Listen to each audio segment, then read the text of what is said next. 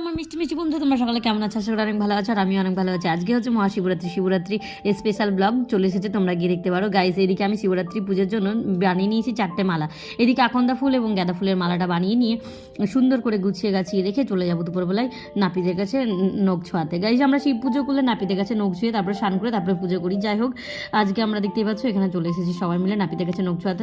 নাপিতের কাছে নখ ছুঁয়ে তারপরে চলে গেছে সবাই মিলে গঙ্গায় গিয়ে পাড়াপাড়ি ধারাধারি করে স্নান করে তাড়াতাড়ি করে উঠে চলে এলাম। উঠে সেই দেখতে পাচ্ছ কাছে একটা মন্দির রয়েছে, সেই মন্দিরে সবাই মিলে শুধুমাত্র জল ঢেলেছি এখন। তো গাইস যাই হোক, এদিকে বাড়ি এসে সব যাবতীয় ঠাকুরের রাত্রে নিয়ে যাওয়ার জন্য গুছিয়ে রেখে দিচ্ছি, দেখতেই পাচ্ছ।